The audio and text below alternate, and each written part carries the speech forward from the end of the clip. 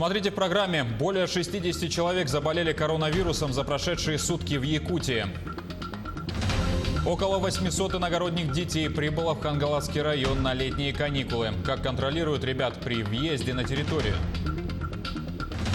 Стало известно сразу о 2 готовящихся мостовых переходах через реку Вилюй и ее приток.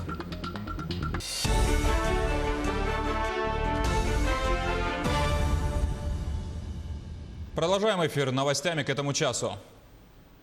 Более 60 человек заболели коронавирусом за прошедшие сутки в Якутии. Об этом сообщила вице-премьер региона Ольга Балабкина в ходе брифинга по эпидобстановке сегодня. По республике зарегистрировано 62 случая заболевания, из них 51 в Якутске.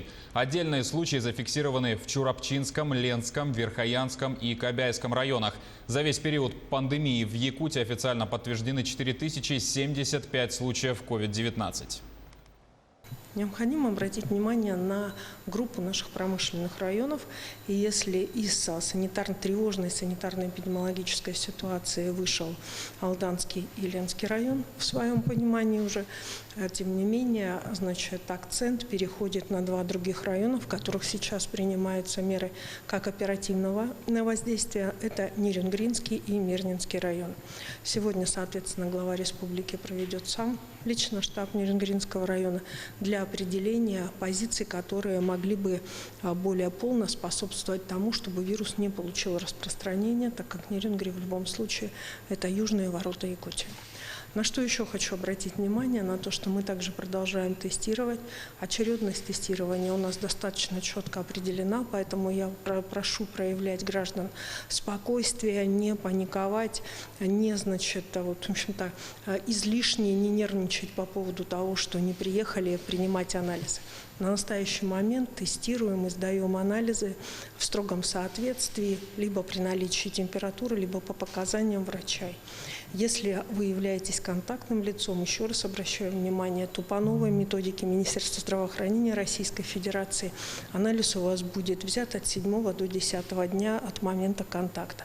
В это время просто нужно сохранять самоизоляцию. В Мирнинском районе статистика по заболеваемости остается прежней. С начала пандемии зарегистрировано 147 случаев, 58 человек выздоровели. За последнюю неделю отмечается тенденция заражения. COVID-19 передался покупателям продуктовых магазинов, не соблюдающих режима безопасности.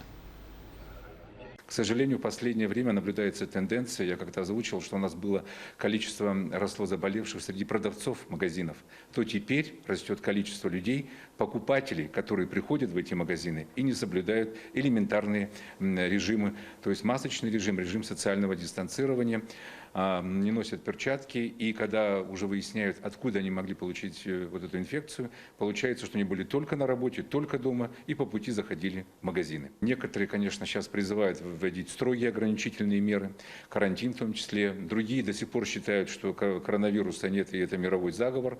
Но, тем не менее, те люди, даже которые выступают так, а потом оказываются в больнице, меняют резко свое мнение об этом заболевании. Я еще раз прошу всех жителей Мирнинского района элементарно соблюдать масочный режим, перчаточный режим, режим самоизоляции и социального дистанцирования. Около 800 иногородних детей прибыло в Хангаласский район на летние каникулы. Больше всего в Качекатский наслег – 171 ребенок. Напомним, 15 июня глава Айсан Николаев подписал указ об обязательном медицинском наблюдении детей, выезжающих на лето в районы республики. Родителей или законных представителей обязали уведомлять местную администрацию о прибытии иногороднего ребенка для установления за ним 2-недельного медицинского наблюдения. В Хангаласском районе реестр иногородних детей ведут оперативные штабы при наслегах. Все данные затем направляются в районный оперштаб. Родителям или законным представителям для внесения в реестр необходимо предъявить свидетельство о рождении или паспорт несовершеннолетнего. В течение 2 недель за ним будут наблюдать медики. В случае, если у него проявятся симптомы ОРВИ, будут приняты соответствующие меры.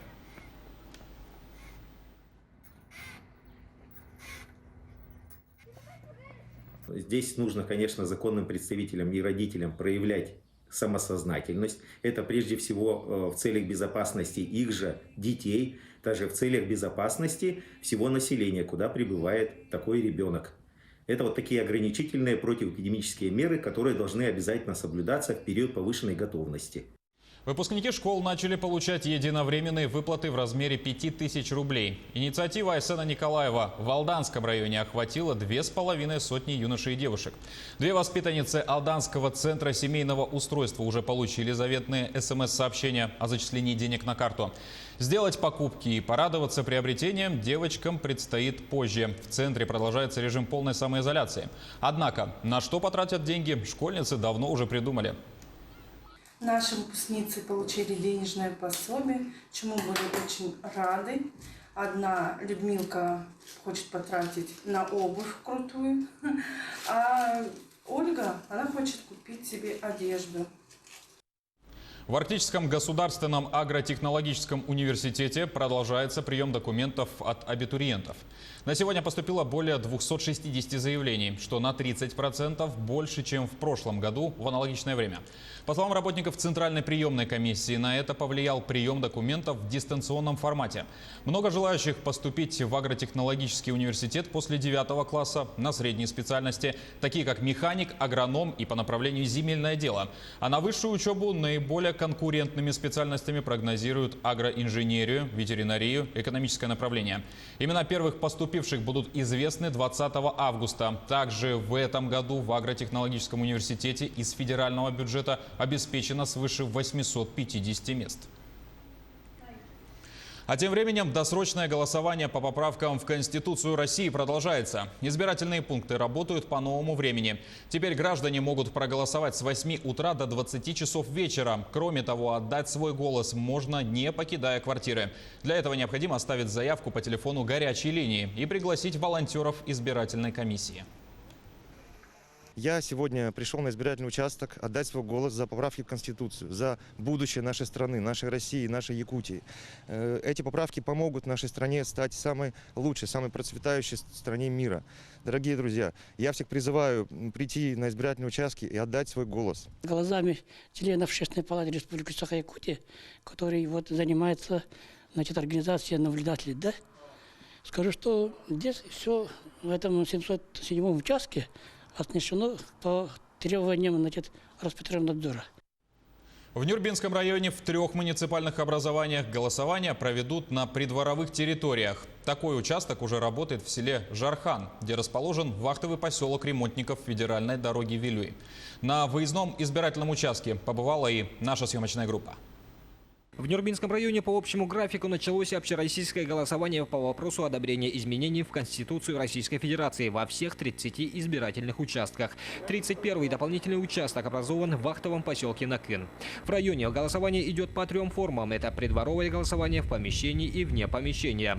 В 3 населенных пунктах в Жарханском, Бордонском и Октябрьском наслегах организованы придворовые участки. С начала голосования жители района активно приходят на голосование. Так, на территории Жарханского наслега уже с 16 июня участковая избирательная комиссия начала свои работы, и вот с 25-го уже мы начали организовывать голосование населения. Но по итогам 2 дней у нас голосование идет активно. На сегодняшний день уже 69% населения свою гражданскую позицию уже исполнили. Еще на оставшиеся 5 дней у нас остается где-то 40% населения, но основная масса где-то завтра и послезавтра уже будет охвачена. В селе Жархан в настоящий момент работают вахтовики, которые привлечены на ремонте федеральной автодороги Вилюй. Вахтовики одними из первых выполнили свой гражданский долг, придя на голосование в выездной избирательный участок. В придворовом участке соблюдаются все санитарно-эпидемиологические требования. Водитель самосвала Шахрамазон тоже впервые приходит на голосование на выездной участок. По словам водителя, такой вид голосования очень даже удобен. На сегодняшний день мы работаем вахтовым методом в селе Жархан. Для нас организовали выездной избирательный участок. Мы, как сознательные граждане Российской Федерации, пришли на выборы проголосовать. В Нюрбинском районе всего по списку 18 028 голосующих. Жители района каждый день активно приходят исполнить свой гражданский долг. По прогнозам территориальной избирательной комиссии, до 1 июля 60% населения района придет на голосование по вопросам изменений в Конституцию Российской Федерации. Роман Савинов, Геннадий Матвеев, Эдуард Васильев, Нюрбинский район. Стало известно об этапах строительства двух мостовых переходов на федеральной трассе А331 Вилюй. Это мост на 660-м километре через реку Вилюй и на 702-м километре через реку Тюкян. Также, по сообщению специалистов, заготовка строительных материалов полностью завершена. Саргалана Неустроева о будущих проектах. 24 июня состоялось рабочее совещание с участием руководства управления дорог Вилюй, главы Верхневилюйского района и представителей проектных организаций.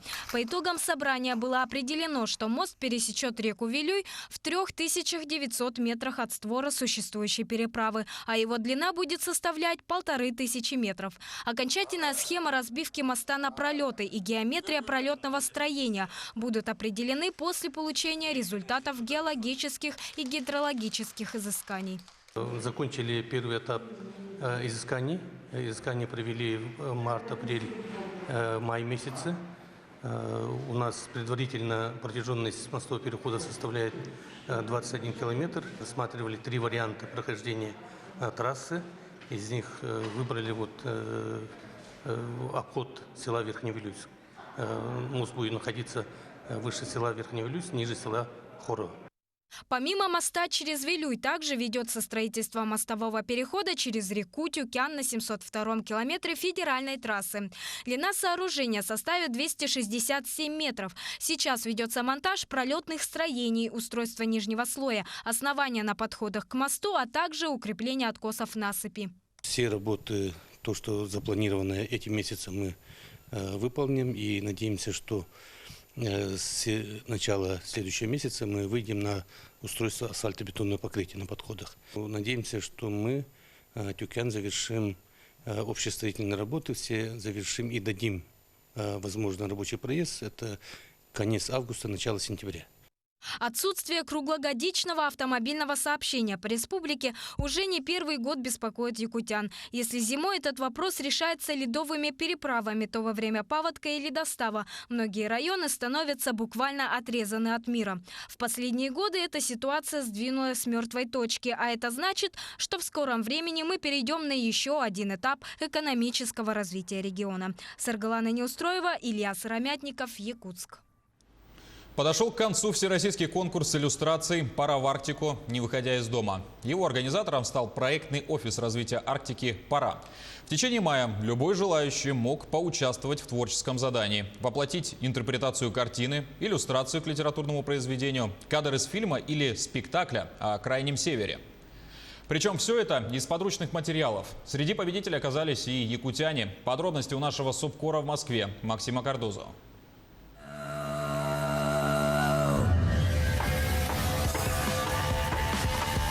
Эта ожившая шаманка в исполнении Сарданы Донской приковала к себе внимание тысяч зрителей, которые следили за этим творческим состязанием. Против такого магнетизма не устояли и члены жюри. И якутянка за свое перевоплощение заняла 2-е место конкурса иллюстраций «Пора в Арктику, не выходя из дома». Мы с сыном приобрели шаманский бубен. И это совершенно потрясающая вещь.